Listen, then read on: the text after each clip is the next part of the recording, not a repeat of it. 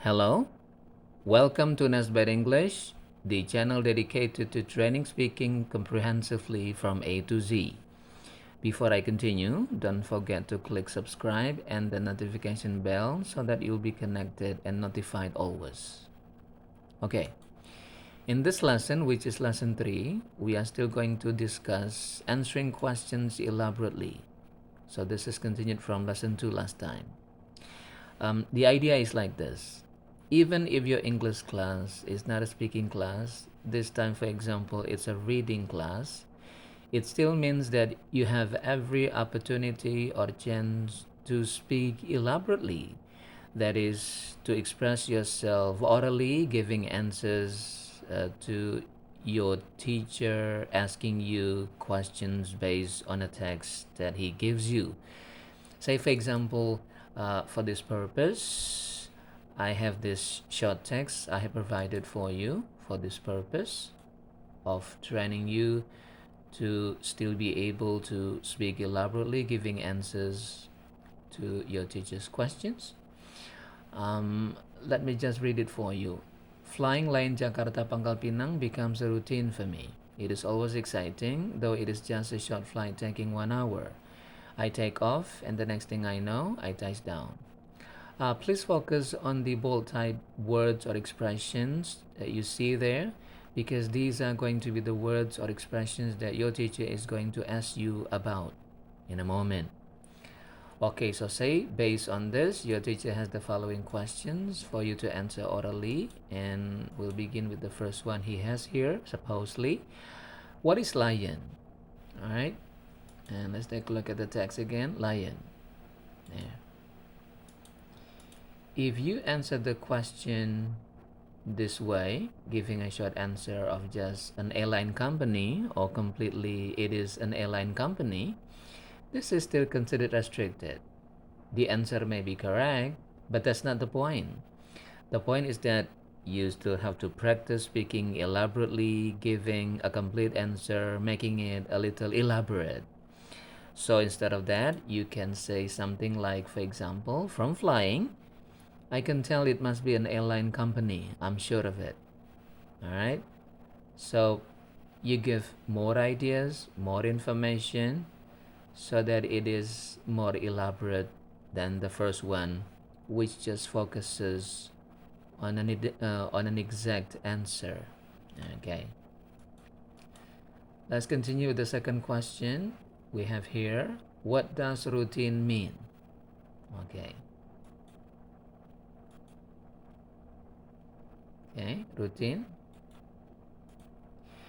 If you give this answer of simply regular activity or completely it means regular activity, the answer, once again, may just be correct. But that's not the point, once again, because the point is for you to be able to practice speaking elaborately, giving your answer in such a way that you make it not that short, make it long, elaborate, much more sufficient, much more adequate in terms of the ideas or information that you give. That's going to be better for you. So, take a look at this. You have this answer instead. From the context, the sentence, I know it means regular activity. And I've often heard of the word too. I can't be wrong. Okay, now some people say it's a waste. They say, why make it long? Just make it short. It's the answer that counts. I say, no. It's not the answer that matters. Still, what counts is how you give your answer in such a way that you make it elaborate. You need to practice your speaking in every chance or opportunity that you encounter, that you meet, that you have. Okay? So don't mind them saying that it's a waste, because again the idea is that you have to speak elaborately. Okay, don't mind them saying that.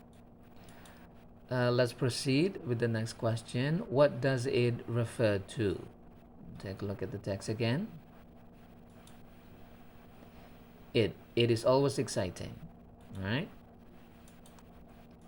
If your answer is as simple as flying, or completely it refers to flying, once again, the answer may just be right or correct. But again, it's restricted. It is not going to help you improve or enhance your speaking skill. So instead of that, you give a better answer, an elaborate answer, which is something like, from the previous sentence and its subject, I'm sure it refers to flying. I'm positive. Okay. Yeah. Once again, don't think it's a waste, even though some people say so. No. It teaches you to enhance your speaking skill, giving an elaborate answer. Yeah. The next question we have here is, what is the synonym of exciting? Exciting. It is always exciting. Okay? If you enter this way, this short way of nice, or the synonym is nice, you know this is restricted. How do you make it? How do you make it? How do you make it long, elaborate, much more adequate? Well, you give something like this instead. I've always heard of the word exciting, but it's kind of hard to say it in some other way. The closest I can think of that I can give is nice, for example, right? See? Now, still some people say that this way you are experimenting with your speaking, they say. You are experimenting. Just give a short answer. That's what matters. Don't experiment with your language, with your speaking. Well, I say it is okay to experiment. In your daily life, outside your classroom, you don't have that much of a chance or opportunity and time to use your language, to speak English, because we don't get to use it every day. So whatever chance or opportunity you can grab, you can take to practice speaking and speaking elaborately too, take it, grab it. And even if it is in a reading class like this, when you give your answers to your teacher asking you question based on a text like this, all right? So don't mind them. Yes, it is experimenting, but it is okay to experiment because it's a good experiment with your speaking, right? Now you gotta see it that way. I think this is our last question that we have here. What is the synonym of ties down? Okay. I take off, and the next thing I know, I ties down, right? Now, again, if you give this short answer only, which is land, or completely the synonym is land, again, you know this is restricted.